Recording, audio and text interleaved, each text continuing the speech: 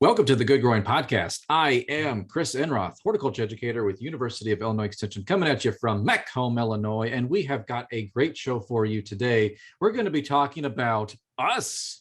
Who are we and why are we here? What is Illinois Extension and what platform exactly do we stand on? So I cannot do this by myself, folks. We are going to be joined as always, every single week by our co-host, Katie Parker in Quincy, Illinois. Hello, Katie. Hey, Chris. How are things in Macomb today?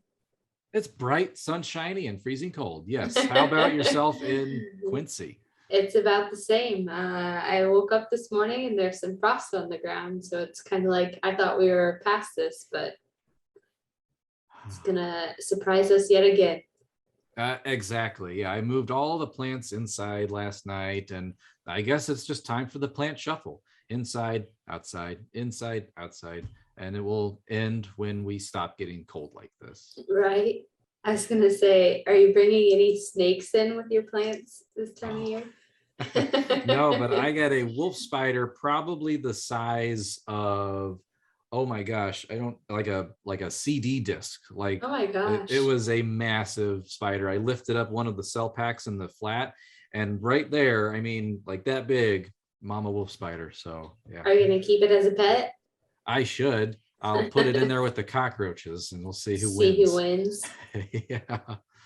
Well, someone who I know just sent me a text of, "Can I have your spider?"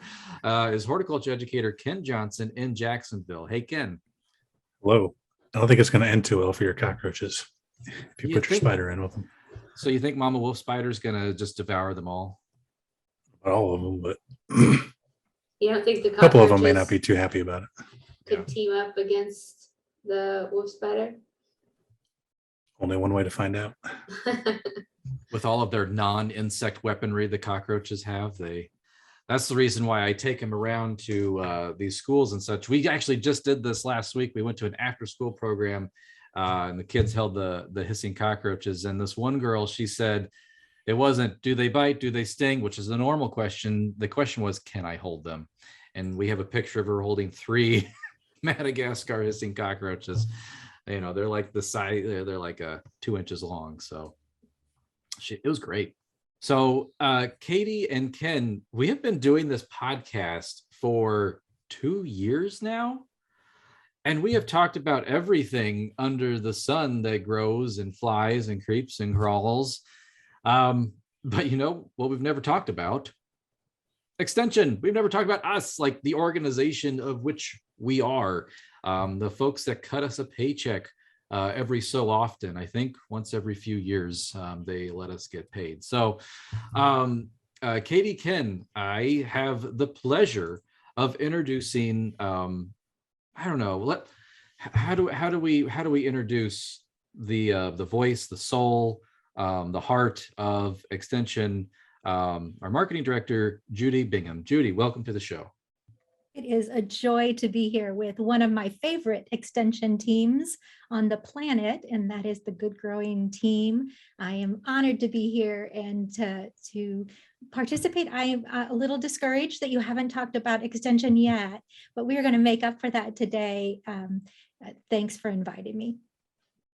Well, we are so happy to have you here today. And I love listening to the sessions that you present. You give us so much great information.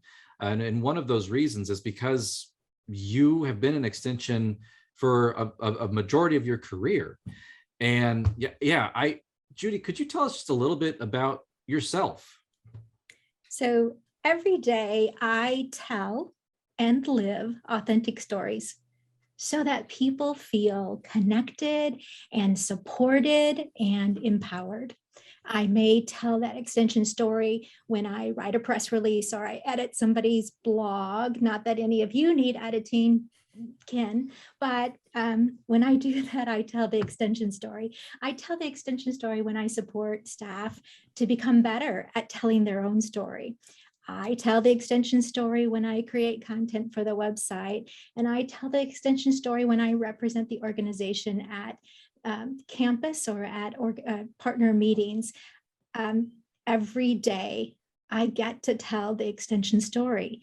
Extension really bookmarks my professional career. I'm almost afraid to say this number out loud, but in 1983, I started directly out of college from the University of Illinois with an ag communications degree. And I was, then we were called youth advisor. I was the youth advisor in White County and stayed in that role for 7 years, empowering young people, but at 22, learning myself what it meant to be an empowered professional and what I wanted to do with my life. I had great support and mentors who helped me along that journey. And I am forever grateful for those formative years where I really began to understand what extension was and why it mattered to the world.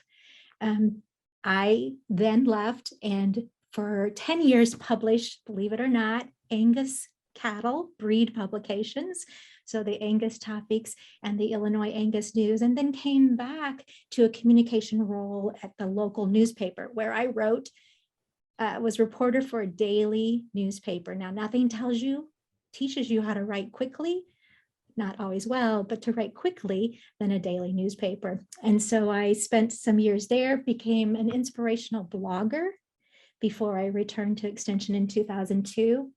In the reorg, I had great fortune to spend a couple years in the counties of Effingham, Fayette, Jasper, and Clay, where I was youth educator, and then made my way to the state 4-H office, where I could be that voice of Illinois 4-H and tell the stories, powerful, powerful stories for Illinois 4-H. To this day, I enjoy those times and young people who come up to me and say, "You took my picture," or "You were at that thing I did." It's truly a great part of my professional career. Then, March 1st of 2020, I transitioned to the state extension office 10 days before everybody went home and the world changed.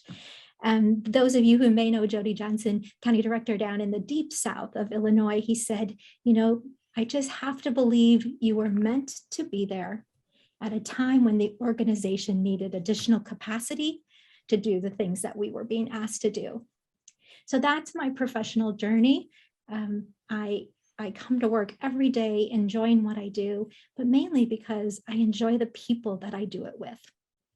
Judy, I enjoy every time you send out an email because you give these amazing 5-minute weekly tips, whether it's about writing, creating some type of online content, best practices for all that. But you always seem to start something out with a little, maybe a short real life statement or even a story. You're a really accomplished writer. You're very talented at that. Is there something that you have written that in the past that you're just like, that's it? Is there any favorite thing that you've written, extension or otherwise? Well, I think, in college, I had a professor who told me we should strive to be refrigerator journalists. We should either write something so inspirational or so educational that people at that time clipped it out and stuck it on their refrigerator. So I think about that as I write. Is this inspiring somebody to be more, to do more, or is it helping someone get to a better place in their life? One of the things when I was writing a weekly column for the newspaper, a woman came and said to me, and remember, Carmi is a little town of 5,000, so everybody knows everybody. A woman came up and she said, "This column that you wrote, I take it out and I read it before every chemo treatment I have." Now, it touched me so because people would often say, "Oh, you wrote that column just for me. You wrote that story just for me." And I wanted to tell them I wrote that for me because words are healing and words are empowering. And I needed that at that time in my life. What I learned was the journeys that I was going through, I was not alone.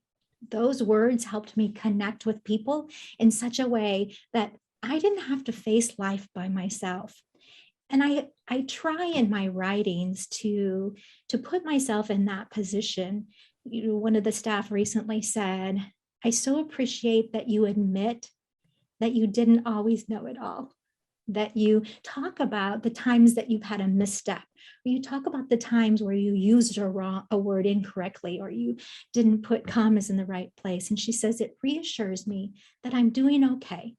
And I think really if that's the role I play in Extension, Chris, to make you feel like you're doing okay and that you're at the place where you should be, it's never a goal of perfection.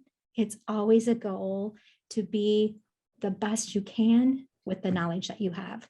And so for me, I want to be a refrigerator journalist to this day. I'll tell you a story because I do that, right? My daughter was about 12 when we were visiting one of the little town festivals in North City, of all places. And she ran into her friend's grandmother's house and ran out and she said, "Mom, you're on her refrigerator." This woman had cut out one of the inspirational columns that I had written and had it on her refrigerator. So, after that point, I figured out I made my mark in life. I had become that refrigerator journalist. And so every day, that's what I strive to do. If I had to pick a favorite story, it would be the story of Josiah. So Josiah won the state shooting contest a few years back, and his life changed. But his life didn't change from winning the contest. His life changed from one single year in 4-H. Because you see, Josiah was a young man with high functioning autism. And until his involvement with 4-H, Josiah didn't speak to anyone except his family. And as I took them through Josiah's journey and talked about that, you could see the impact that this young man had on the coaches, the other participants, and his parents. His mother told me about a time where he had gotten so comfortable speaking to people that he led a workshop on blacksmithing, of all things, another 4-H project. And he turned to the kids and said, "Go ahead, ask me anything you want." Now, Josiah would never have done that before 4-H. It's truly life-changing. And that's what we do every day in Extension. We change lives. It may not be a Josiah story. It may be simply saving a tree that was planted in memorial to a loved one. It may be helping a woman become, refine her skills for a job interview. Whatever that is that we do, it's life-changing for them. I'm just the lucky person who gets to tell those stories. So now, Judy, we're gonna start off with some of the questions that we have for you. So with our first question, can you tell us about the beginning of Extension and how it all started? My favorite topic in the whole world. I feel like there's not a lot of people in Extension left who maybe, I don't want to say heard that story originally, but have that background to really be able to look and understand that beginning and to understand that we are still doing the journey that we started with. So we say that Extension was created in 1914 with the Smith-Lever Act, but really Extension types of work were begun in the mid 1800s, early 1800s as farmers were encouraged through a publication called The American Farmer. They were encouraged to record their methods, record their accomplishments, and that really is led to many of the acts that would follow. So in 1862, Lincoln created the Morrill Act, and that created the land-grant universities. Now, the land-grant universities were responsible for making sure that knowledge was available to everyone throughout the country, that there was not an accessibility issue, that anyone had the right to learn. And so the 1862 Morrill Act was then later followed up in 1890 and 1994 with similar acts that made sure that we were including Black Americans and Native peoples in that access to more knowledge. The research arm came in later in 1887, and that was the Hatch Act, which really did empower the university to start creating research farms and making sure that that research focused on agricultural problems. Remember, in the 1900s, early 1900s, 50% of the world were farmers. So it wasn't that focus was out of line. That's what people did. Then in 1914, the Smith-Lever Act was created, and that created extension formally, and it tied USDA to the land-grant colleges. So the extension, the land-grant system is really that three-pronged approach. It's education, it's research, and it's extension. And that remains to this day. So extension as we know it started 100 years ago. Has the goal or the mission of extension changed over those 100 years? So I brought this book. You can't see it probably. I brought this book. It's called Cooperative Extension Work, and was written in 1949. And it says this at the beginning: extension work is an out-of-school system of education in which adults and young people learn by doing. It's a partnership between government, the land-grant colleges, and the people, which provides service and education designed to meet the needs of the people. And it says this, Ken, its fundamental objective is the development of people.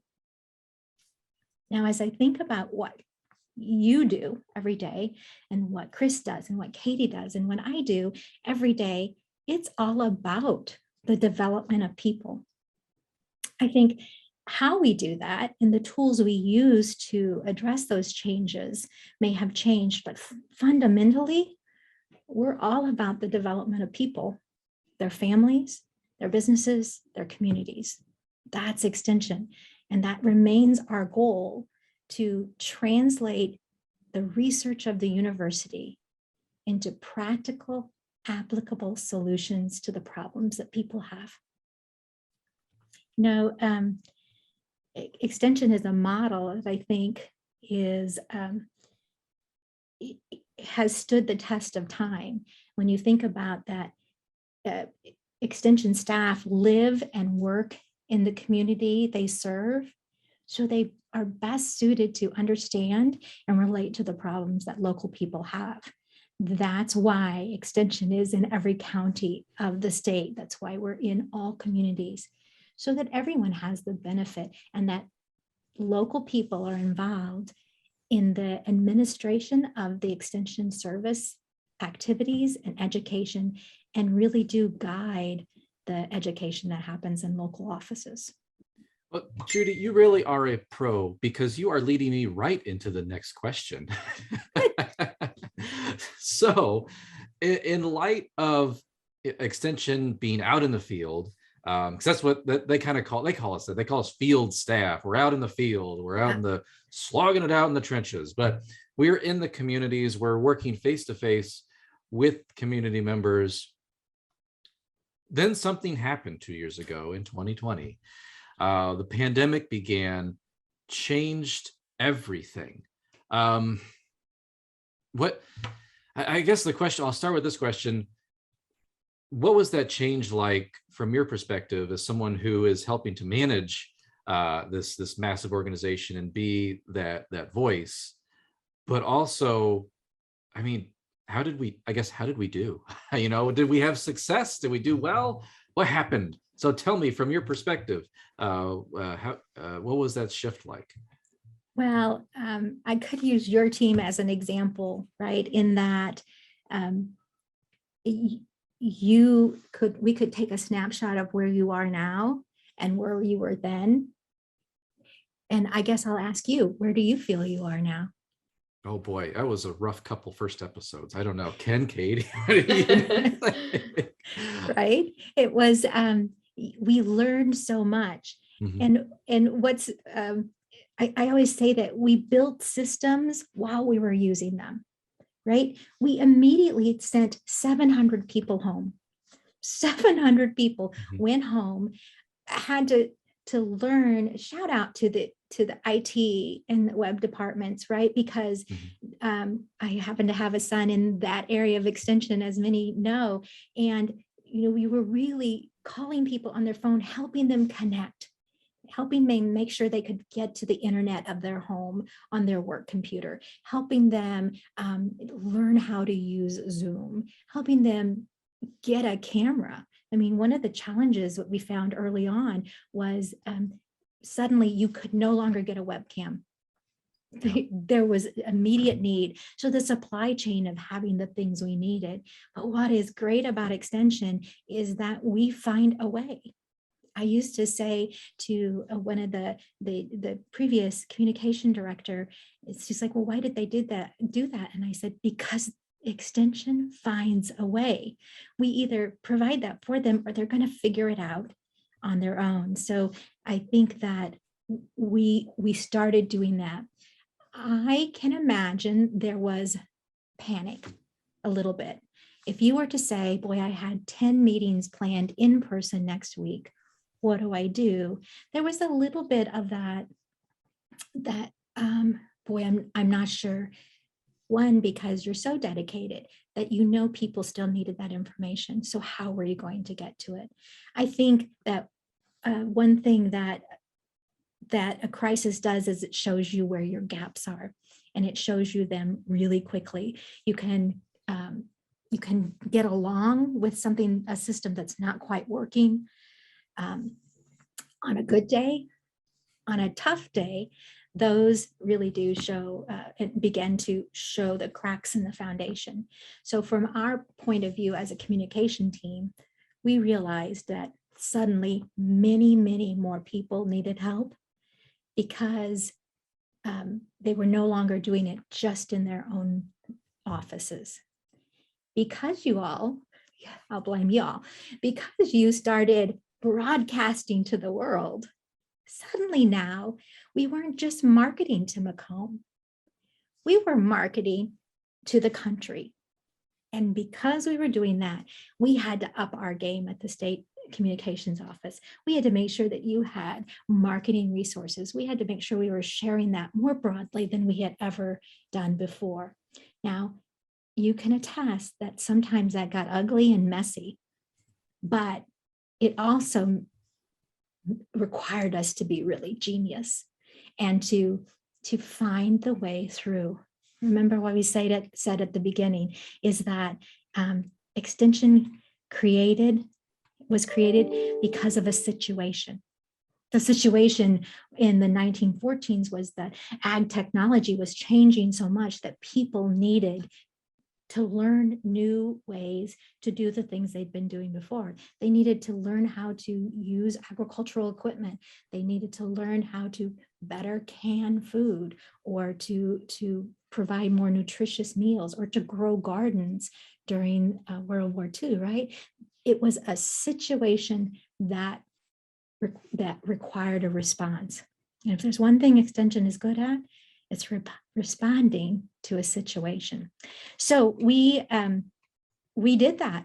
And again, maybe a little, we took a little bit to get our feet under us, but when we did, I think we saw immediate response in being able to transition from in-person to online.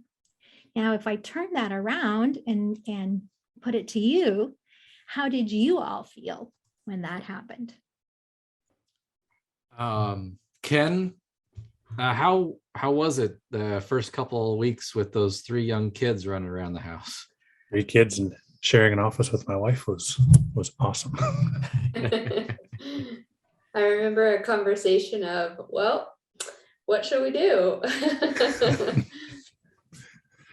I recall the calendar had a lot of crossouts and a lot of that, and it felt like you said, Judy, it did feel heavy on the heart, because you knew, like, we weren't abandoning, but we had to stop programming because we really had no idea what was happening outside of the walls of our home.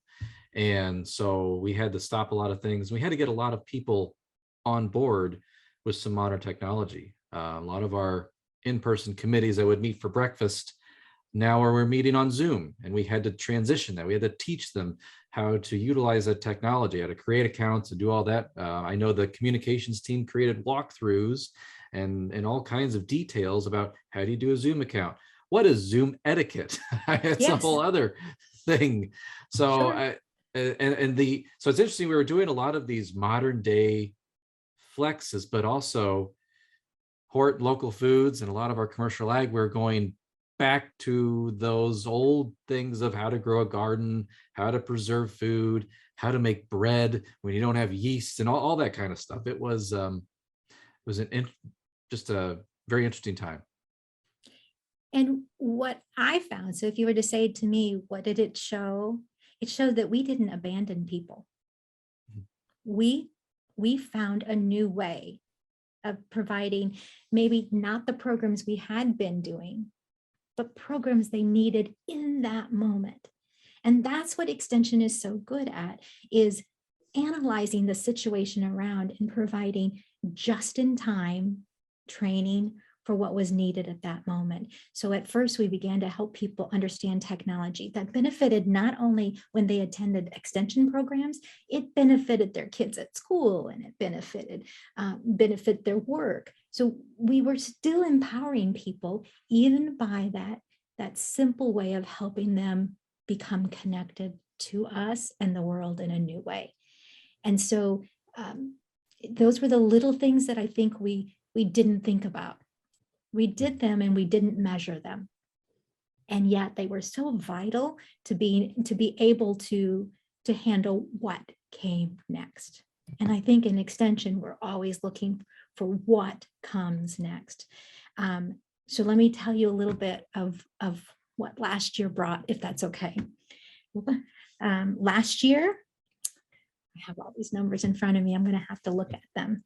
So last year, we averaged 300, and now this was a full year of COVID, right? Full year for the first, 2020 was a little bit of in-person and then a lot of COVID. 2021, we were always COVID.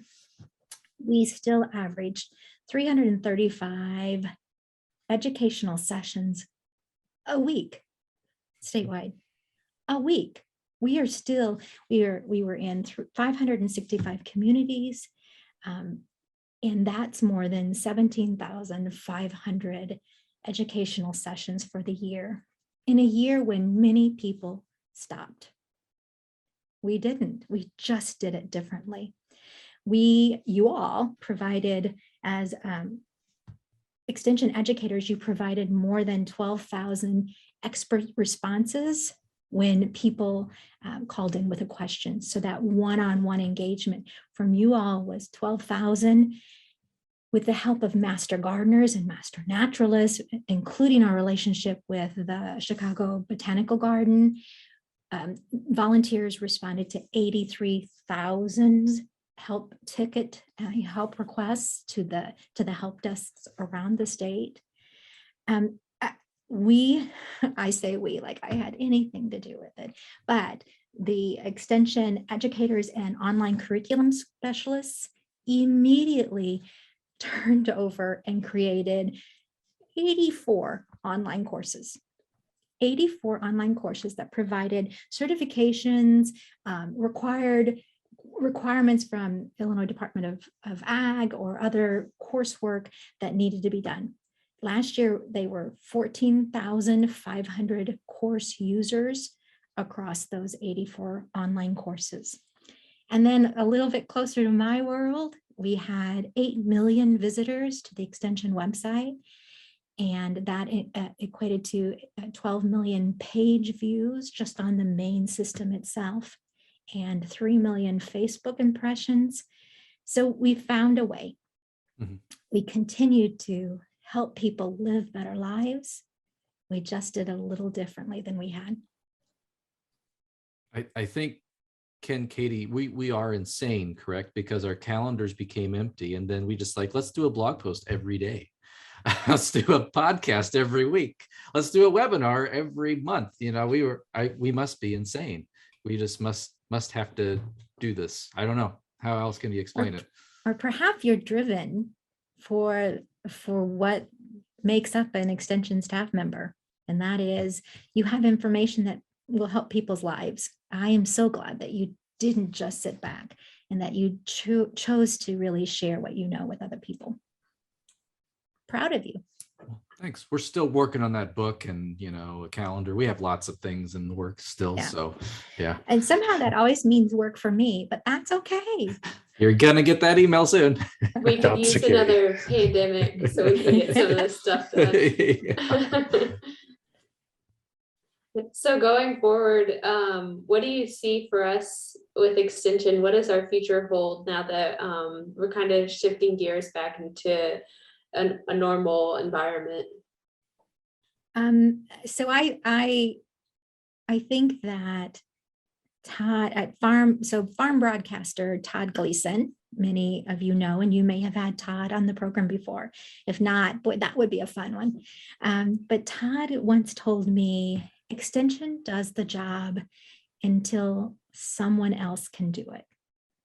And I want you to think about that quote for just a minute and think about over the history you've had with extension. There have been things we did or roles we served for society that transitioned once we were able to train other people to do those tasks on their own or on behalf of other people. And I do see that continues to be our role in really doing the work. And almost some people would say, well, aren't you working yourself out of a job then? I mean, if you're always continually training someone to take over that, won't you eventually get to the point where that work is all done? And I think we always know that there's something new. There's something new that comes up that requires the expertise or the skill or the connections that extension has. So a couple of days ago, I met with Travis Burke and Talon Becker and on the regenerative agriculture and what extension's response and beliefs will be related to regenerative agriculture. Dr. McCaffrey is working with Dr. Tehran on our assistance with vaccinations across the state, not just COVID vaccinations, but vaccinations, period, and the science behind keeping everyone healthy. That would be something that 2 years ago, we wouldn't have even thought we were working on, right? It wasn't if you go to the thing and says, let's look at all the extension programs. Oh, there's one on vaccination. It didn't exist. And so those things will always continue to emerge. I think that we're going to continue to work hard at the 5 grand challenges that extension has identified. The first would be supporting strong and resilient youth, families, and communities. So community economy is growing, really growing a prosperous economy.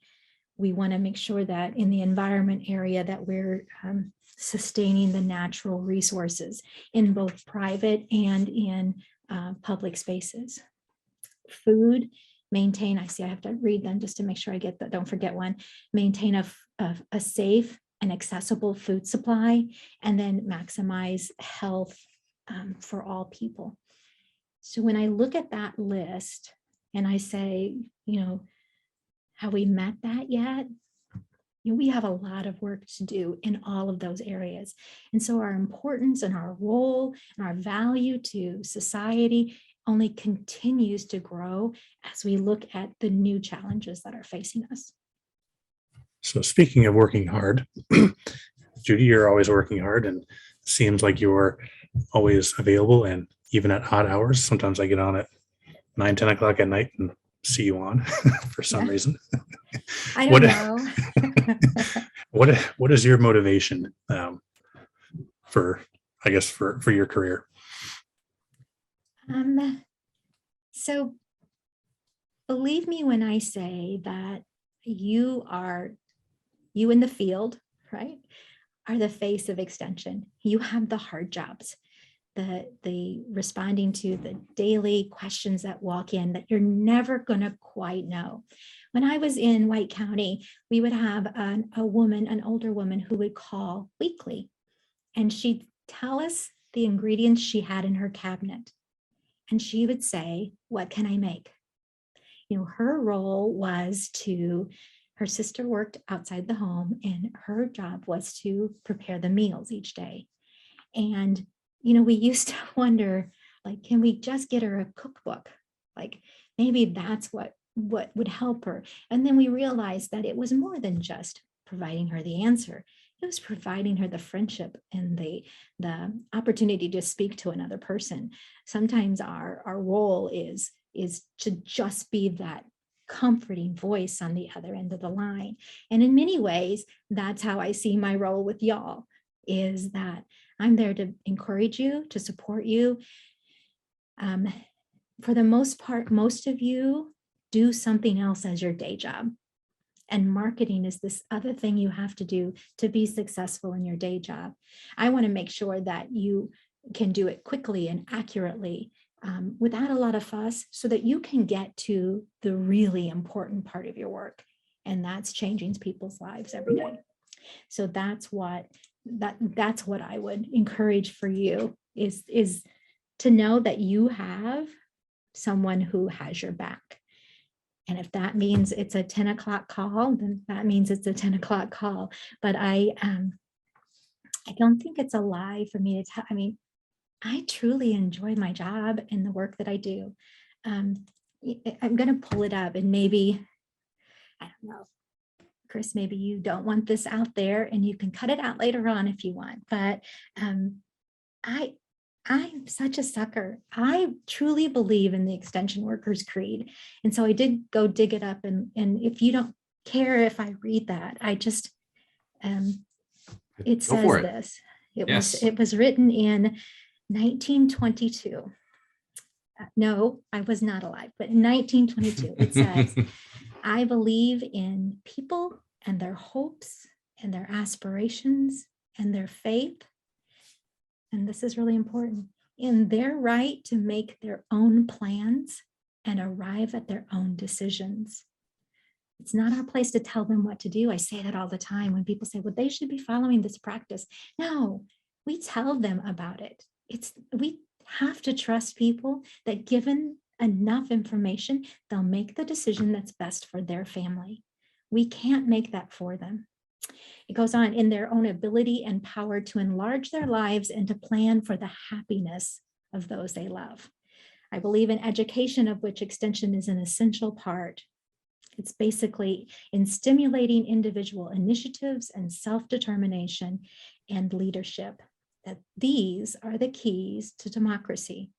And the people, when given facts they understand, oh, that's so important, given facts they understand, will act not only in their own self-interest, but also in the interests of society. I believe that education is a lifelong process, and the greatest university is the home. And that my success as a teacher is proportional to those qualities of mind and spirit that give me welcome entrance to the homes of the families that I serve. Imagine if we didn't have that trust with the people that we serve, that we were never invited in. Part of our role is to be that trusting face so that we can help people through. I believe in intellectual freedom to search for and present the truth without bias and with courteous tolerance toward the views of other people. I believe that Extension is a link between the people and the ever-changing discoveries in the laboratory. I believe in the public institution of which I am a part. And most importantly, I believe in my own work and in the opportunity I have to make my life useful to humanity. Because I believe these things, I am an Extension professional. So imagine something written so long ago that still, as you sat and listened to it, you go, yeah, that's why I do that. Not for the money that comes every now and then, like you said, but for those reasons. Because I believe those things, I am willing to take Ken's call at 10 o'clock at night. You're right. It rings so true right now. Yeah, that's pretty amazing. So that Judy, if there's one thing we could boil that down, there's one thing that you could tell Illinois, you have a loudspeaker right now, you're going to boil this all down, you're going to tell all of Illinois one thing about extension, what would you tell them? I would tell them that they are extension, right? We are them. Their dollars support our work and they have a voice in that. I would tell them that they're not alone, that together we're going to create a world that we all want to live. And that means opportunities for all people. I think that we have gotten a bad rap, so to say, that we're only for farm people, or that we're an outdated organization, or that we don't serve all people. And I think that that I would love for that narrative to change while I'm still on the job. I want to not be that secret that people don't know about. I want us to be Illinois Extension. And I want that to mean that, someone wrote an email into the state extension and she said, I'm to understand this is where I get the answers to my problems. I want people to know that extension has solutions to the problems they're facing. So Judy, do you have a 30-second elevator speech that you give people about extension? So I know that, it's funny because when I started today's program, I introduced myself. I never give my job title. A job is, that's a label that doesn't matter, often doesn't apply to what's going on. But part of my elevator speech is what, for me personally, is what I started with. And that is every day I live and tell authentic stories so that people feel connected and supported and empowered. And so I would like an extension story to that same kind of elevator speech. We work to build a world together where people feel connected and supported and empowered. And we do that by bringing research-based solutions to people for them to make decisions that are best for their families. I think that aligns with whatever program area you serve, whatever topic you're addressing. You provide solutions that allow people to choose how they want to improve the lives of their families.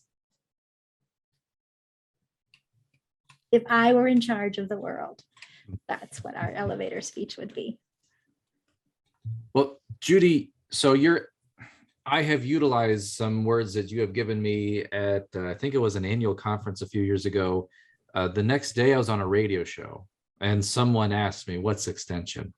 And I used the words that you said that day, which is what you just said, but it's been modified and I think enhanced a bit. But what I said in that moment was, we use research-based, unbiased information to help you live your best life. Yeah. Yeah. That's who we are. And that really resounded with the radio host in the moment. And we had a nice conversation about that. So you're welcome. Yeah. Thank you very much. Yeah. Well, I think that if we've got 5 minutes, let me tell this story then. I love telling stories, that. But maybe a couple of you sat in on my presentation on why, not what. So I'm really big on Simon Sinek, who provides marketing education. And he's really big on people don't buy what you do. They buy why you do it. There was a day when just because Sears sold it, people would buy it. People don't do that anymore. People are motivated by the organization and why your beliefs and dreams before they become a partner with you. People like to be with people where they feel like they belong, even in their purchasing decisions. And so we have to tell people what we believe in order for them to feel comfortable and belong to the goals that we have. But extension is really good about talking about their whats. We talk about this workshop, we talk about this blog, we talk about this podcast, what. instead of focusing on our why. It's our why that really does build loyalty. If we want to hope to reach those people who may not know what extension is, we have to begin to talk about our shared places, the places where we all can grow and believe. So the problem if we talk about our whats is that what happens when your whats go away? Cue in 2020, our what, like how we delivered that education, changed suddenly. So I want to tell you about a story. Ken, it's in your neck of the woods. The young 4-H alum was Jenna Wheeler from Morgan County. Do you know Jenna and her family? I heard of her. Yeah, I don't know her personally, Yeah. but Well, they were sitting there with a barn full of show hogs and sheep, and trying to decide whether, when COVID hit, not knowing what was going to happen next, trying to decide, do we sell now and cut our losses, or what do we do? And the kids were all talking about it as a family. And she said, her dad got quiet and said, with tears in his eyes, right? I'll feed these pigs as long as I need to. If it means I get to go to the barn and do chores every night with my kids.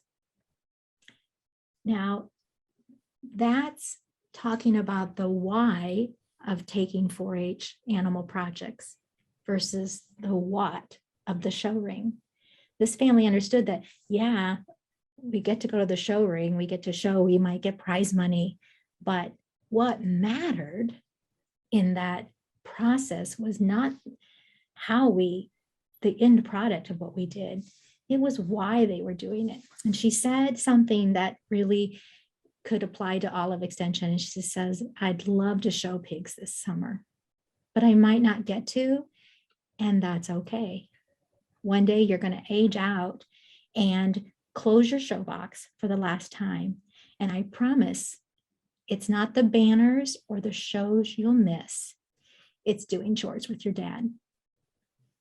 And I think as we begin to change the narrative of how we talk about Extension, and we begin to tell the stories of people's lives who are changed because of what you, Ken, and you, Chris, and you, Katie, do every day, then we will no longer get that what is Extension, but people will understand what we're cheering for, what we hope the world to be that we live in.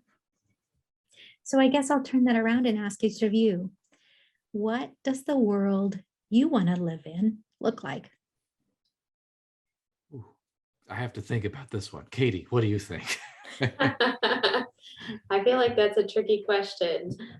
I feel like as a kid, things were much more simpler because we didn't have the technology and the social media that we had, or that we have today. And I think that that can cause a lot of issues in our lives. But I also think that technology is important because it gets us where we are today, and it brings us a lot of new avenues that we can improve practices with. So like I said, I think that's a tricky situation, or a tricky question. Congratulations for talking all around an answer there. What about, so if, I guess another way we could answer this is what matters to you? What matters? I don't know, Ken, what matters to you, Ken? I don't know. I didn't know there was going to be homework. Well, I think that as you think, Ken or Chris, do you have your answer to that? I think there are personal matters and there's professional matters. They do tie into each other sometimes, but the personal matters is making sure that my children have a stable place, community, environment, all of those things for them to grow up into. This job can play into that role. I would say also, Ken, Katie, we all live in rural-ish communities. And so we want to see those communities succeed. We live in these communities, and I think that's the benefit of Extension. We're working hard alongside the residents here to try to get them the things that they need to succeed and for our communities to thrive. So that's what I want. That's what matters to me. Ken's going to go ahead and say ditto. I can see Yeah. it. Exactly what Chris said.